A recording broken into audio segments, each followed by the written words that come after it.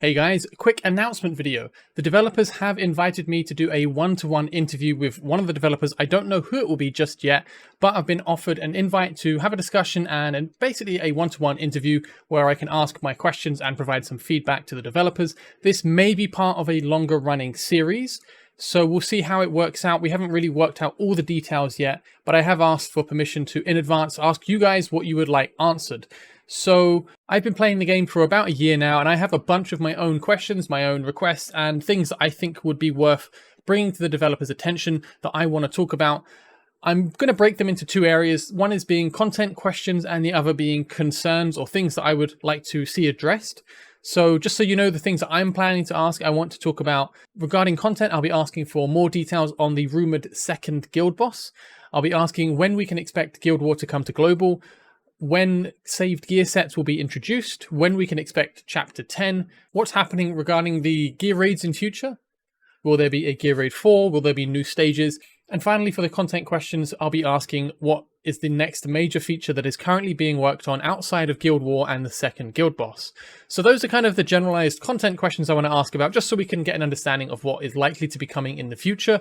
Obviously the developers are going to want to tell us what they can, but it would be silly for them to commit to specific dates and timelines outside of what they've confirmed internally. Software development takes time, things go wrong, things change. So I don't want to press them too heavily on stuff like that. I just want to get an idea of what's coming and roughly when we can expect things that we're already aware of. So the juicier topic, and one I think is going to be a little bit tricky to discuss, is the concerns. These, I think, are some of the most important things to discuss with the developers. And I don't want this to be hostile. I believe they are generally trying to make a good game, and we are, of course, enjoying the game. It is a very fun game, and there's a lot of good stuff in it, but there are things that we are not happy with or we want to see addressed. And I want to discuss those points in a friendly way so that we can try and work towards something that works for everyone, because I think there is a lot of room to improve in the game, but I do think it is a good game. So the biggest question for me, or the biggest concern for me that I would like to discuss, and maybe some of these will be broken out into their entire own videos if we do a series of this in future, maybe it will be a larger discussion, not just in the first interview, but maybe in others, is regarding the rates. There is a lot of talk in the community that people don't quite trust the hero rates. There are certain heroes that a lot of people have noticed both on Forerunner and on Global, they don't think have the same rates as all of the other heroes. And on that tangent, fusing artifacts or forging artifacts doesn't feel like you're getting an equal distribution of artifacts. It doesn't feel random. It feels like there are different rates. There are rare artifacts and there are common artifacts, but it's not shown in the UI. And likewise for gear, we don't know the actual drop rates. So the thing I want to broach is I would really like the game to add more detailed breakdowns on the rates. If Tear of Starlight and other artifacts like Scarlet Hunt or whatever are rarer, then just show us in the UI or make it so they're not rarer. I'm really hoping we don't get an answer which is just they're not rarer, it's all the same, it's just RNG, because too many people have seen this issue to buy that, I think. So I would really like the developers to give us a stronger response on that and to say, yes, we're going to commit to revealing the individual rates. Maybe overall the rates are accurate, but individually when you break it down per character or per artifact, it's not. And they will commit to making it so it is. That's what I would like to hear personally, but we'll see. The second thing I want to ask about regarding concerns is stamina. In my opinion, stamina has been a pretty big problem, a pretty big bottleneck for most players who are free to play or very light spenders for quite some time now. And the difference between players who are buying stamina and players who are not is just cavernous. It's crazy. People who are buying regular stamina are just leagues ahead, and that's fine. I mean, pay to win is pay to win. However, people want to play the game. And it is not that great when you're really enjoying the game, you're really having a good time, and you want to progress and you want to play, but you log on, you spend your stamina quickly, and then that's it.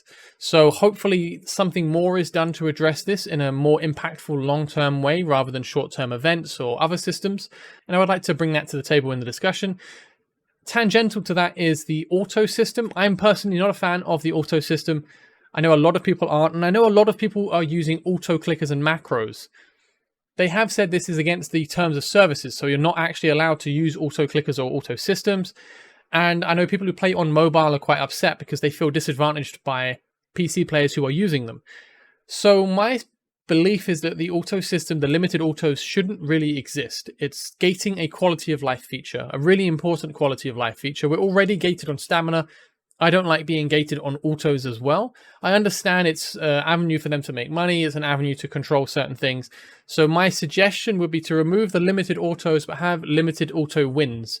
So you have maybe X amount of auto wins a day where you just drag and select, where you can just select however many you want to do, you hit it, and then bang, it instantly completes it and gives you all of the rewards. I prefer that system. It saves people time. It'll be really nice on quality of life. You can get the same quality of life from an auto by using a macro or an auto clicker, which obviously is against the rules, but an auto win is actually much more valuable and offers a lot more. So I like the idea of changing it to something like that. That's just my first suggestion anyway.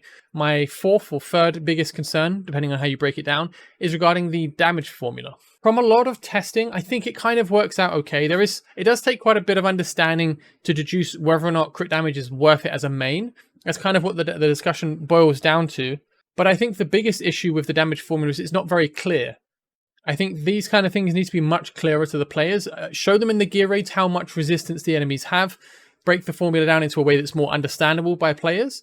Even if it's not entirely 100% accurate, just conveying the rough outline will help a lot. And on this discussion point, my concern with the damage formula is that long term, when we start adding more content, the heroes with defense breaks of Ajax and Silas are going to become even more valuable and even more necessary. So I'm interested to hear how the developers plan to scale this into future content, where we can assume if there is ever a stage 22, 23 in the gear raids, how will that actually work? Will we have to have Silas for gear raid 3? Because we already kind of do.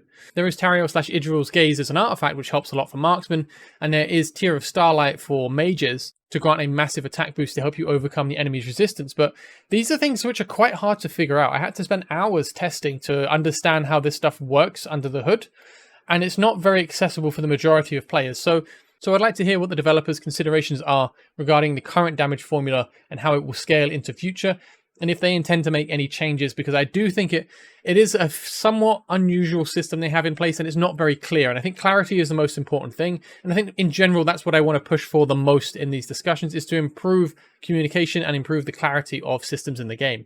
So those are the things I want to ask. Those are the topics I want to cover. I want to focus on specific targeted issues.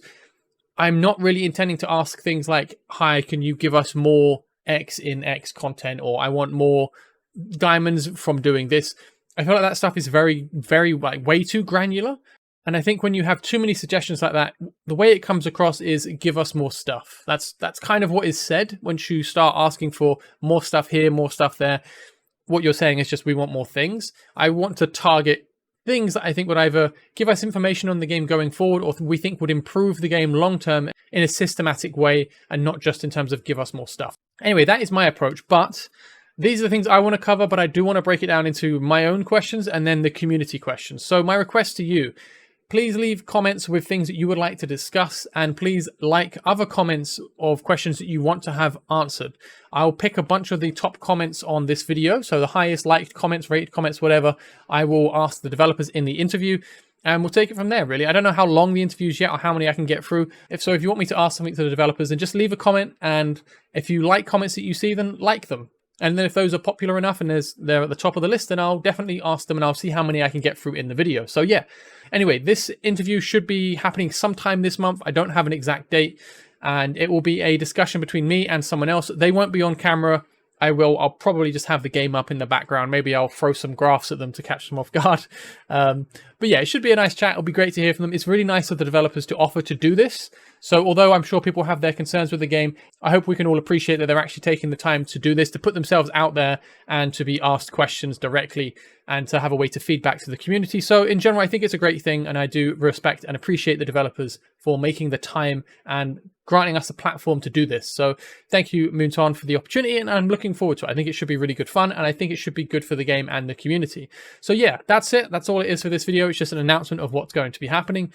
Again, leave a comment and like other comments if you like the questions, and yeah, we'll see what happens. So I'll see you in that video, guys. Thank you very much. Have a great day. Take care, and bye-bye.